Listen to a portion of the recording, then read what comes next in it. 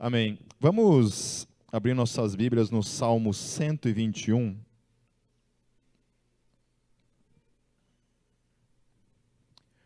O título do que eu vou tratar hoje é De onde me virá o socorro?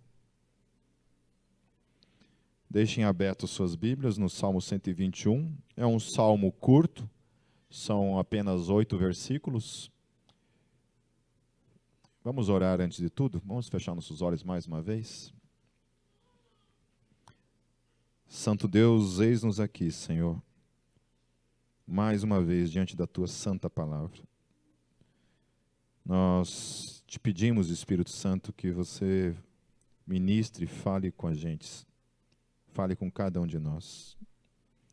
Se o Senhor não falar com a gente, Senhor, a gente é surdo, nós somos cegos, nós somos incapazes de compreender as realidades que só se discernem de modo espiritual, por meio da revelação, da iluminação do Teu Espírito em nossos corações, Senhor. Fale conosco, Senhor, trazendo sempre esperança, Senhor, no mundo tão sem esperança no qual habitamos. Em nome de Jesus nós oramos, amém. Os salmos do número 120 até o número 134 são chamados de salmos de peregrinação. Especial o Salmo 121, é desconhecido o autor. Não se sabe quem escreveu o Salmo 121. Na época em que os salmos foram escritos, eles não tinham, por exemplo, uma Bíblia escrita até Jó, né? E aí depois alguém pegou uma Bíblia na mão assim e começou a escrever Salmo 1, né? Então tinha essa Bíblia a qual ele ia escrevendo, como se fosse um livro e uma pessoa fosse acrescentando, adicionando um capítulo, né? Então a maior parte do tempo era assim, Davi escrevia um salmo e aquilo ficava na biblioteca de Jerusalém, e assim ia acontecendo as compilações desses salmos, que depois foi reunido, né, nesses 150 salmos, os quais a gente tem aqui. Provavelmente outros salmos também foram escritos, os quais não entraram na Bíblia Sagrada, né? O Salmo 151, por exemplo, é um salmo que está aí, né? Foi encontrado esse salmo nas cavernas de Qumran, e ele é um salmo que não está na Bíblia. É um salmo bem simples também, de poucos versículos, mas que não se encontra na Bíblia. Mas nós temos na nossa Bíblia esses 150 salmos que foram compilados, que a gente conhece então como o livro de salmos, né, que foram reunidos. Então, do Salmo 120 ao Salmo 134, eles são chamados de salmo de peregrinação. Eles foram reunidos porque, basicamente, eles tratam de um assunto que é a questão da esperança, que é a questão da nossa vivência, do nosso viver nesse mundo, sempre com os olhos no Deus que governa todas as coisas. Por que esse título, De onde me virá o socorro? Eu acredito que todo ser humano, em algum momento em sua vida, ele se fez esta pergunta: de onde me virá o socorro? Passando por algum momento, algum período na sua vida, em que ele possa perguntar: de onde me virá o socorro? Então, nos momentos em que nos sentimos perdidos, sem esperanças, desmotivados, frustrados e derrotados, essa pergunta grita dentro de cada um de nós: socorro. Socorro. Há tantas coisas que nos levam a perguntar de onde nos virá o socorro. Uma doença física desenganada pelos médicos pode nos fazer gritar por isso. Socorro. De onde me virá o socorro? Uma depressão, um momento de depressão profunda, um sentimento de escuridão, de abandono, um luto, a perda de alguém ao qual nós amamos e que é difícil muitas vezes suportar. nós precisamos gritar por socorro. Às vezes um pecado, a qual cometemos e não temos mais o poder de voltar no passado e não tê-lo cometido. Alguém já passou por coisas assim? De ter feito algo que se arrependeu amargamente e não podia mais desfazer aquilo que tinha sido feito. Aquilo foi feito e não tem mais como voltar e mudar aquilo que foi feito. O pedido de socorro sempre vem de um estado de impotência. Porque quando nós estamos diante de uma situação a qual a gente tem o poder de resolver, o poder de solucioná-la, dificilmente você vai gritar socorro por algo que você tem como controlar, como mudar, como resolver aquela situação. Então, ninguém pede socorro diante de algo que consegue vencer por si mesmo. A gente só grita por socorro diante daquilo que gostaríamos de sair e não temos forças. O primeiro versículo ele vai falar então: elevo os olhos para os montes. De onde me virá o socorro? Então o salmista ele descreve que a tendência daquele que crê é sempre olhar para o alto, para os montes. Dificilmente quando você crê, e você crê num Deus que intervém, você olha para baixo. Você sempre busca elevar os teus olhos para cima, porque a nossa fé ela sustenta essa premissa de que o Deus ao qual nós cremos está acima, sempre acima, e não abaixo. Ele sempre está acima para nos socorrer. Então eu fico imaginando o que tinha em mente desse salmista quando ele escreve esse salmo. Ele está vivendo um momento em que ele olha para o horizonte, ele vê os montes e os seus olhos se enchem de esperança e de clamor, e ele pergunta: de onde me virá o socorro? Ele olha para as montanhas em sua volta, na esperança de que seu socorro surja dentre os montes para o socorrer. Quem aqui já, no momento de desespero, talvez, de desesperança, olhou para os montes? Não precisa necessariamente ser um monte literal, mas de olhar para o céu, olhar para cima e buscando um socorro em sua vida. Ele eleva os seus olhos para os montes e pergunta: de onde me virá o socorro?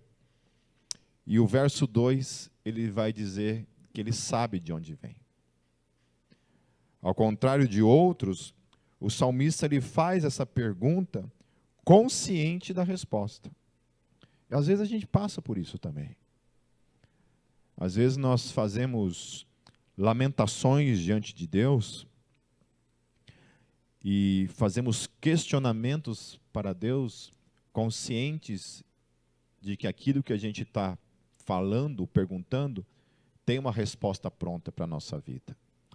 Então, às vezes em que eu oro, por exemplo, me sentindo abandonado por Deus, quando faço as minhas lamentações diante de Deus, né, nós temos na Bíblia um livro inteiro chamado Lamentações, que nada mais é do que aquilo que o título lhe propõe, Lamentações. O profeta está lamentando, ele está rasgando o seu coração, as frustrações do seu ministério diante de Deus, que é o profeta Jeremias. O profeta Jeremias, ele profetizou durante todo o seu ministério para o povo de Israel e de Judá, para que eles se arrependessem dos seus pecados, porque se eles não se arrependessem dos seus pecados, Deus iria trazer juízo sobre eles. E o que aconteceu? O povo não deu ouvidos e o juízo veio. O juízo veio sobre os dois reinos, no caso, né? Então ele sabe, muitas vezes a gente faz esse tipo de pergunta para Deus, né? Essa pergunta de desespero, essa pergunta de abandono, mas nós sabemos a resposta. Que por mais que a gente se sinta abandonado por Deus, a Bíblia nos garante que Ele nunca nos abandona, de que Ele sempre está presente, por mais que não pareça, por mais que não sintamos muitas vezes, por mais que muitas vezes as nossas orações parecem não ultrapassar o teto, parece que bate e volta, a gente sabe que Ele sempre está presente. E aí no verso 2, como resposta à própria pergunta, Ele mesmo responde para si mesmo: o meu socorro vem do Senhor, que fez o céu e a terra. Repita isso comigo. O meu socorro vem do Senhor, que fez o céu e a terra. Eu fico pensando naqueles que não têm essa esperança. Que quando olham para os montes, em sua mente, não espera nenhum tipo de socorro. Nada. Olha para o horizonte e não tem absolutamente nada no horizonte. Olha para os céus e não há ninguém para responder. Ninguém virá em seu socorro. Não existe esperança. A única dependência daquele que não tem a quem recorrer e depender está firmada nas coisas deste mundo, nos limites da ciência, do homem, do humanismo, do aqui e do agora. Imagine passar por uma doença que coloca um fim numa existência que se resume unicamente a esta vida. Imagine passar por um luto que se resume unicamente a existir uma única vez. Não existe socorro, não existe esperança. O salmista ele crê na existência de um Deus chamado Yahvé, que é o Criador do céu e da terra. Ele tem essa esperança. Quando ele olha para os montes, ele diz, então, eu sei de onde me virá o socorro. E o socorro vem de um Deus chamado Yahvé, que é o Criador de todas as coisas. Tudo o que existe veio do ato da sua vontade, da sua criação. Ele crê num Deus que é transcendente, porque a primícia de que você crê num Deus que cria, estabelece que ele existia antes de existir o universo. Portanto, ele é transcendente. O universo não é ele. O universo é fora dele. Ele é Deus. Ele existe antes de tudo existir, ele existe. Então, ele é transcendente. Todas as vezes que você dizer que você crê num Deus que criou todas as coisas, você está estabelecendo, primeiramente, que Deus é transcendente, que ele transcende a existência. Lá em 2 Timóteo 4,18, eu acho interessante quando Paulo ele fala assim: o Senhor me livrará de toda obra maligna e me levará salvo para o seu reino celestial. Aleluia. Quando ele fala reino celestial, ele está estabelecendo, então, que o Deus ao qual ele crê, ao qual o salmista crê e ao qual todos nós cremos, é esse Deus transcendente que existe no seu reino celestial. Esse reino não está nesse mundo. Esse reino não está numa galáxia distante, vizinha, num planeta. É num outro reino, que não está nesse mundo. É o seu reino que é eterno, que sempre esteve, que sempre existiu. esse reino veio a existir. Mas o reino ao qual Paulo está falando, que é o reino ao qual nunca mais haverá dor, sofrimento, medos, incertezas, gritos por socorro, num lugar onde nunca mais nós precisaremos olhar para os montes e clamar por socorro. Porque a Bíblia diz que Deus habitará com o homem para sempre. Para sempre. Eu não vejo a hora de estar nesse lugar. Eu não vejo a hora de estar nesse lugar. E o interessante é que Paulo lhe fala isso, que Deus nos livrará de toda a obra maligna quando estivermos nesse lugar. Nada poderá mais atingir aqueles que estão com o Senhor. Amém? E ele não está falando que isso daqui é uma coisa que diz respeito à ressurreição que acontecerá na volta de Cristo. Ele está falando no aqui e agora. Quando o crente experimenta a morte, ele já desse mundo parte para a sua pátria celestial. É isso que Hebreus fala. Aqueles que creram, que não conseguiram experimentar na sua vida, do contrário, foram cortados ao meio, sofreram tudo por causa da sua fé, porque criam numa pátria celestial. Eles acreditavam que as suas vidas não estavam resumidas a esse mundo.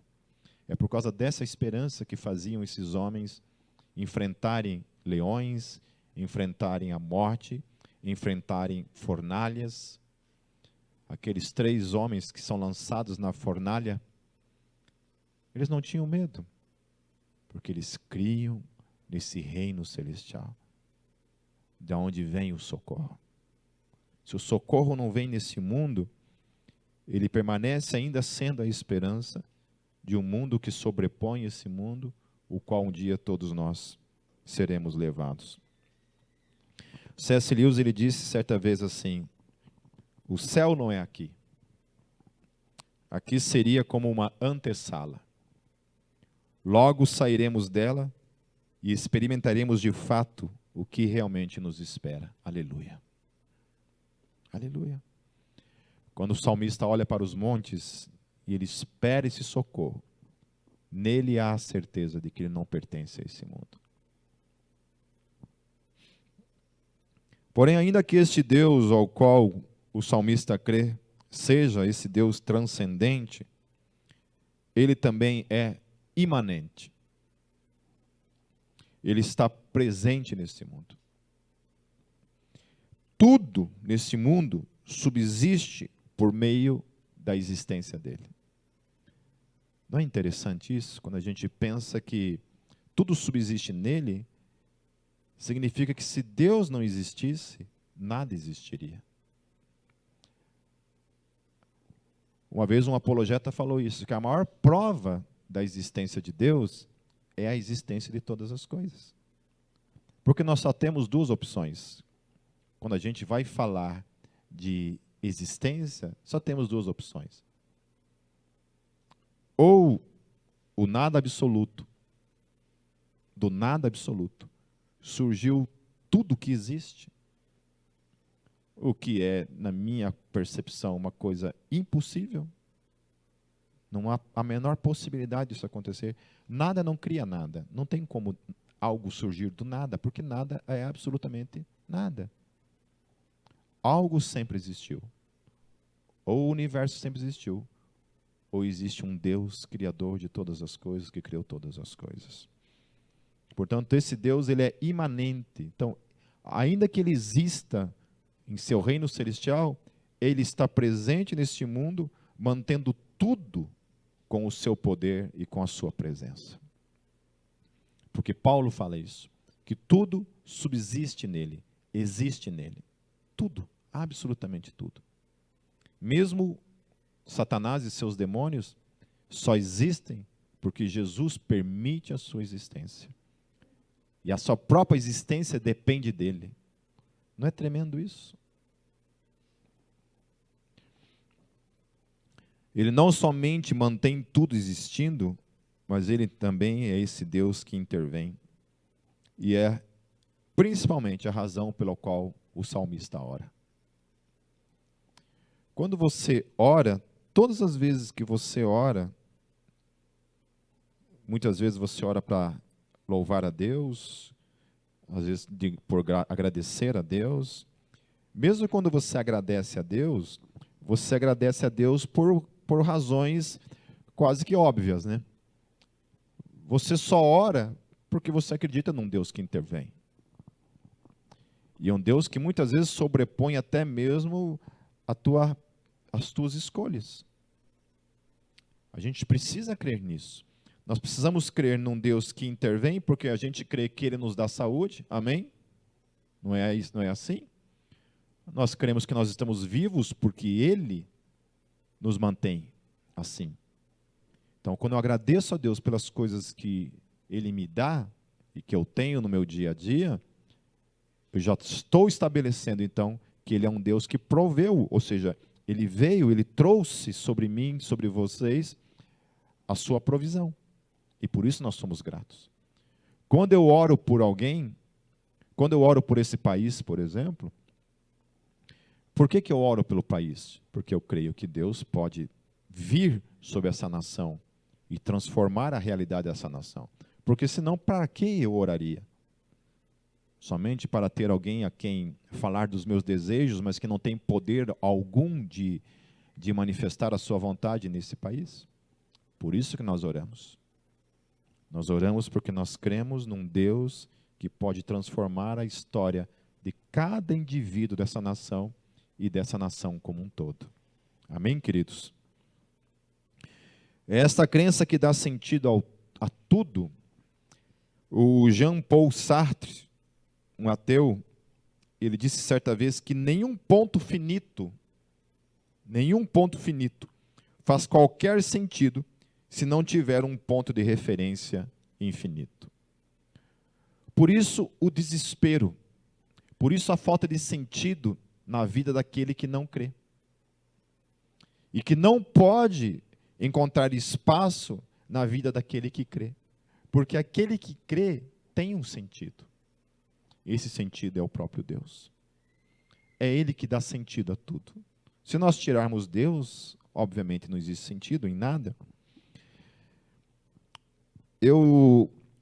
Essa semana eu fiquei intrigado com uma série de vídeos que tem no YouTube. Eu assisto muito o YouTube e apareceu assim, um vídeo curto de 1 minuto assim, o que é a vida? É um programa apresentado por Antônio Abujamra, já faleceu, né? Daí tinha um outro lá que também fazia a mesma pergunta, né? Acho que acabou ocupando o quadro. Eu assisti mais ou menos uns 80 vídeos, mas tudo curtinho, de 1 minuto, assim. E era sempre pessoas de várias áreas no Brasil respondendo essa questão. Então, tinham diversos atores, humoristas, diretores de TV, diretores de cinema, músicos, políticos. Ouvi um pastor respondendo, alguns evangélicos respondendo, diversos deles, várias áreas, né? Poetas, escritores, todos os tipos. E eu tive o trabalho de escrever cada frase, cada resposta que foi dada em relação a tudo isso. Mas teve um que me chamou a atenção. Eu confesso para vocês que eu chorei em quase todos eles, diante das respostas.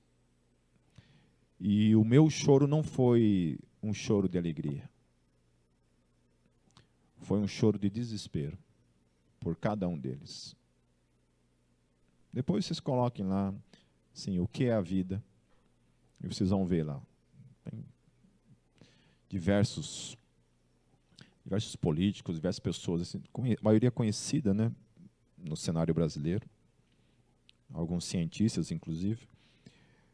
Mas teve um cara, que foi o humorista Eduardo Sterbit, que quando respondeu a pergunta, como os outros, ele deu algumas respostas ali. Deu algumas respostas, e uma das coisas que faz parte desse quadro é assim, que o cara responde, termina de responder, ele pergunta de novo. Então ele fala assim, por exemplo, Pastor Pipe, o que é a vida? Então eu respondo. Termina de responder, ele pergunta, Pastor Pipe, o que é a vida? E eu respondo, ele responde, pergunta de novo, Pastor Pipe, o que é a vida? Ele faz a pessoa levar a reflexão acerca da sua própria resposta. Queridos, dos 80 que responderam, 99% dessas pessoas não sabem absolutamente nada sobre o que é a vida. São as respostas mais fúteis, estúpidas, sem sentido algum, inclusive dos crentes. Aquele pastor lá, um pastor conhecidíssimo no Brasil, eu esperei assim, esse cara vai responder alguma coisa que faça sentido. Ele respondeu como um ateu teria respondido. Muitos falaram assim, a vida é uma dádiva, um presente, um dom. Mas voltando ao Eduardo Sterbit,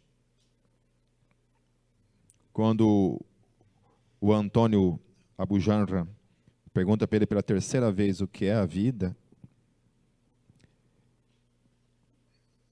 ele, com uma voz de desespero, ele pergunta para o Antônio,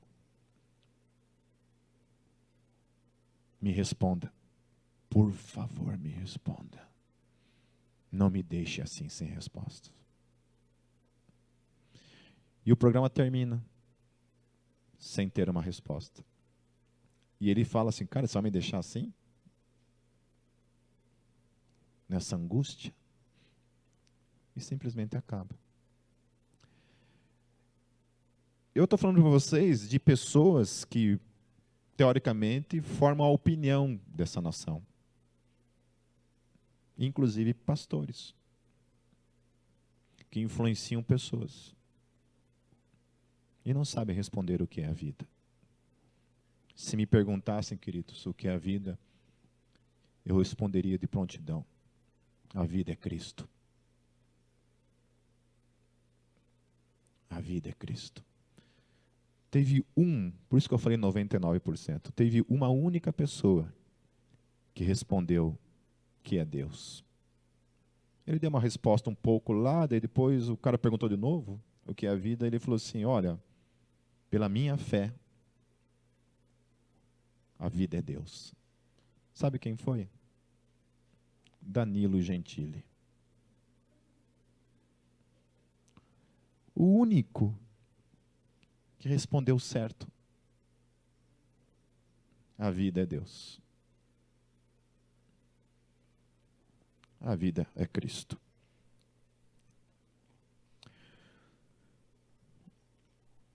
O salmista, ele continua revelando acerca deste Deus e sua relação para com todos os que esperam nele, o seu socorro. Então, olhem o que ele diz sobre este Deus, a partir do verso 3.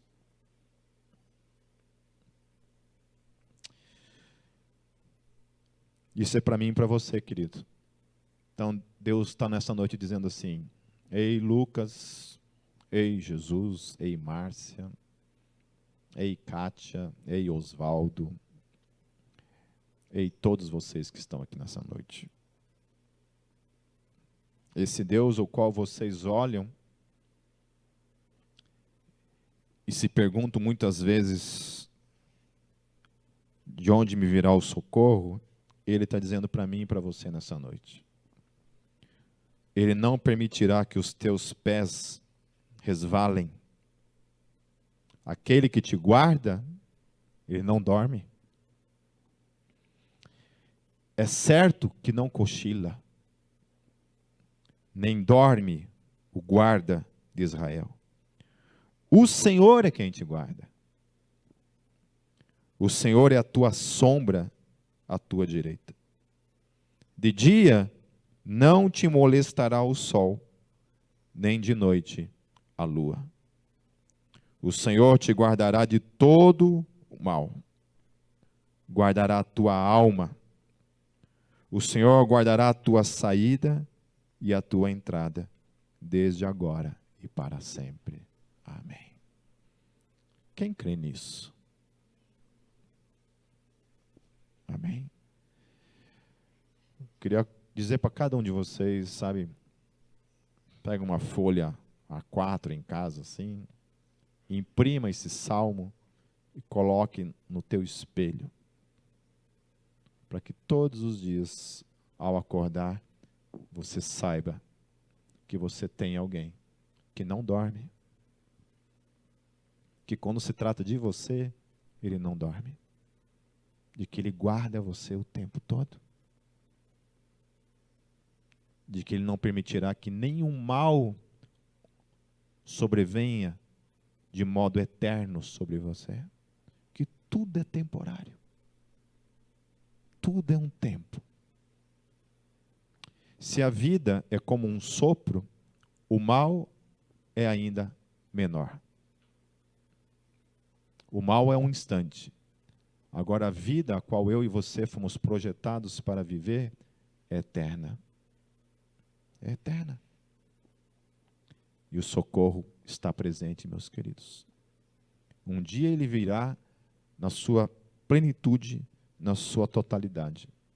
E todo o mal deixará de existir para sempre. Amém? Vamos fechar nossos olhos.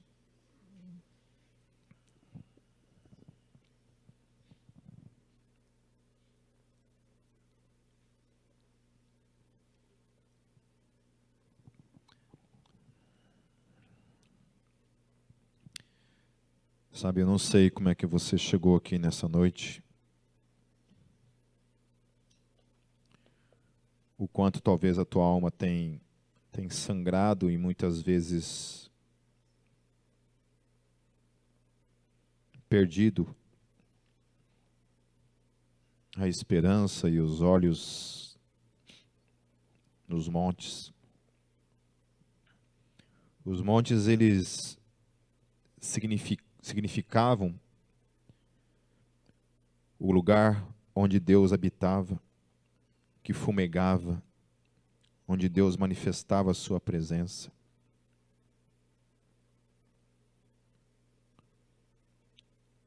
Deus habitava nos montes.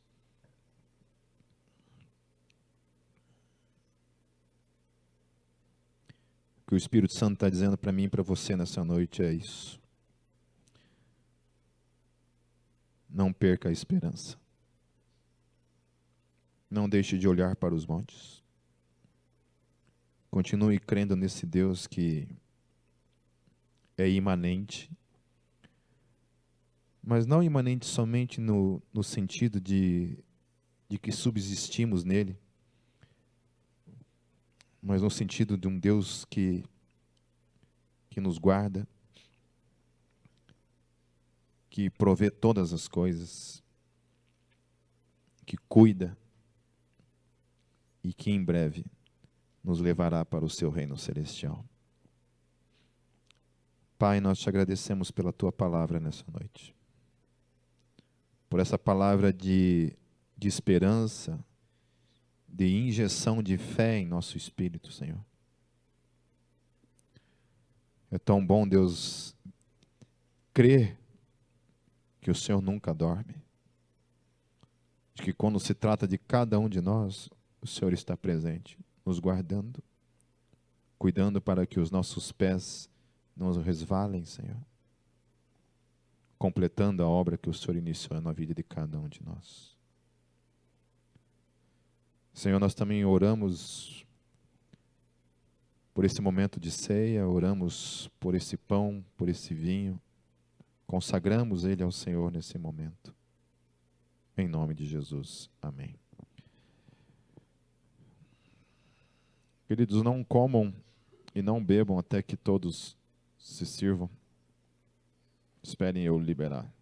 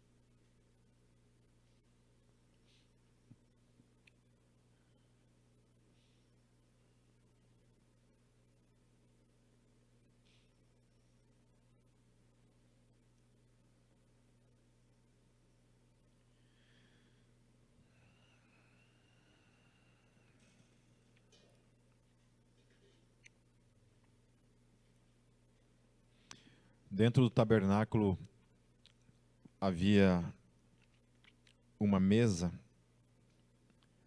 a qual era colocado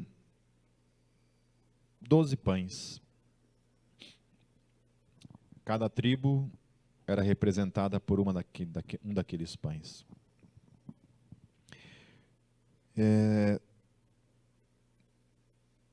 Em Números, fala que os leprosos, aqueles que tinham defeitos, não podiam fazer parte do arraial.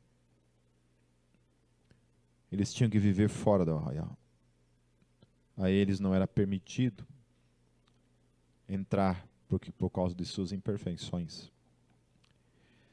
Chega Jesus lá em Lucas 22, não com os pães da propiciação, mas agora diante dos seus 12 apóstolos. Ele pega um pão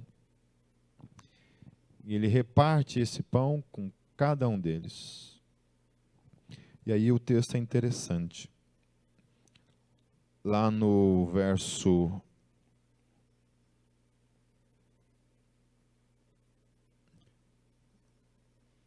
17 em diante, queridos, Lucas 22, 17 em diante, diz assim: E tomando o cálice, e havendo dado graças, disse: Tomai-o e reparti-o entre vós. Porque vos digo que já não beberei do fruto da vide, até que venha o reino de Deus. E tomando o pão, e havendo dado graças, partiu-o e deu-lhe, dizendo: Isto é o meu corpo, que por vós é dado. Fazei isto em memória de mim. Semelhantemente, tomou o cálice depois da ceia, dizendo: Este é o cálice este cálice é o novo testamento no meu sangue, que é derramado por vós. Mas eis que a mão do que me trai está comigo à mesa. Uma das coisas que eu acho mais fantástica nessa questão é que está diante do próprio Deus esses 12 homens. Jesus reparte do seu corpo e do seu sangue com todos aqueles homens, e entre eles está um traidor. Só que ao contrário daqueles leprosos que são extraídos do arraial, esse traidor é incluso na mesa da comunhão. E eu me vejo tanto nesse traidor. Me vejo tanto nesse leproso que era extraído do arraial e agora encontra a graça de estar aqui. Uma das coisas mais lindas em Jesus é isso. É o fato de amar pessoas como nós. De permitir que pessoas como nós vivamos na sua presença para todo sempre. Por isso, queridos, isso daqui é a manifestação da graça de Deus para mim e para você.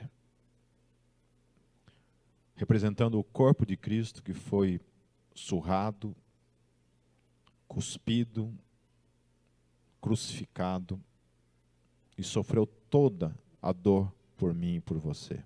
Comam do pão. E isso representa o seu sangue derramado, seu sangue puro, sem defeito, derramado em favor dos nossos pecados. Beba do sangue de Cristo.